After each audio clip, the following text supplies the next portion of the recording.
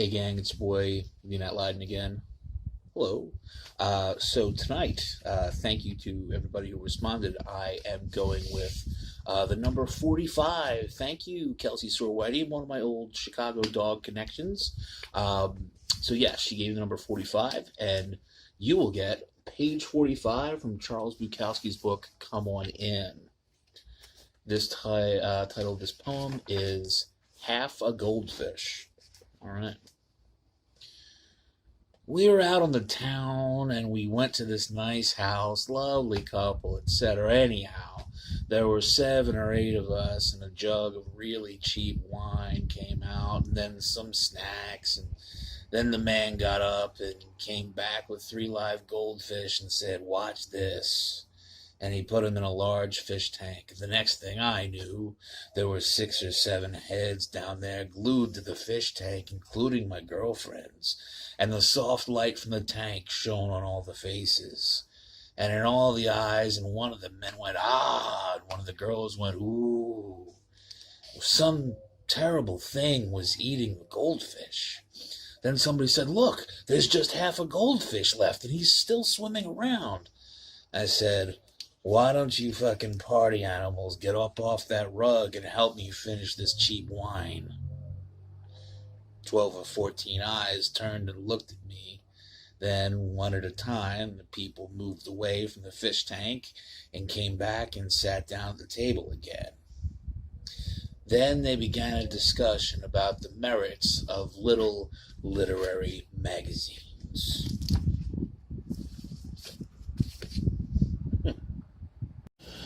Hey guys, here is actually poem number 2. Decided to do everybody who gave me a number. So this was from my pal Vicky, and she chose number 73. So thanks for your help, by Charles Bukowski. Here, there's less and less reason to write as they all close in. I've barricaded the doors and windows, have bottled water, canned food, candles, tools, rope, bandages, toothpicks, catnip, mouse traps, reading material, toilet paper, blankets, firearms, mirrors, knives, cigarettes, cigars, candy, memories, regrets, my birth certificate, photographs of picnics, parades, invasions. I have roach spray, fine French wine, paper clips, and last year's calendar, because this could be my last poem. It could happen, and of course I've considered and reconsidered death. But I haven't come up with how, which makes me feel rather foolish about everything, especially now. Just waiting is the worst. Nothing is worse than waiting, just waiting. Always hated to wait. What's there about waiting so intolerable? Like, you're waiting for me to finish this poem, and I don't know exactly how, so I won't. So if you happen to read this in a magazine or a book, just rip the page out. Tear it up. And that's the graceful way to end this poem once and for all. Okay, this one was chosen by my own sweet wife. She chose the number 21, so here goes. And I could not make this up. This poem is a vision. We're in the clubhouse, third race, 83 degrees in June. They have just sent in a 40-1 shot in a maiden race. The tote has clicked 3 or 4 times. The old general feeling of futility has arrived early, and then a girl walks by. To the window, to make a bet, her skirt is slit almost to the waist, and as she walks, this most beautiful leg is exposed. It sneaks out as she walks, flashes, and vanishes.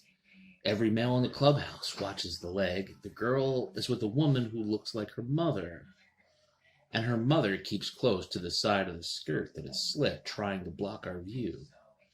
This girl makes her bet turns, and now the leg is on the other side, along with her mother. The girl disappears down an aisle to her seat as all around us there is a rising, silent applause. Then the applause stops, and like forsaken children, we go back to our racing forms. All right, last one of the night. This one was picked by my pal Tema, who I met doing improv 1,000 years ago. I look really good for my age, and she looks way better. So here we go. The last is Charles Bukowski, Nothing But a Scarf.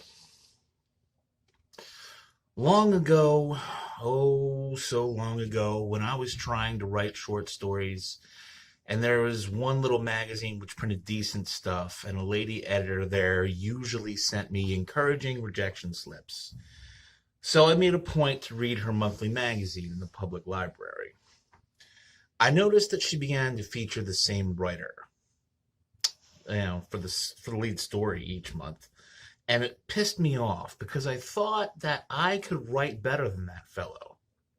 His work was facile and bright, but it had no edge. You could tell that he had never had his nose rubbed into life. He had just glided over it. Next thing I knew, this ice skater of a writer was famous. He had begun as a copy boy in one of those big New York magazines. How the hell do you get one of those jobs? Then he began appearing in some of the best ladies' magazines and in some of the respected literary journals.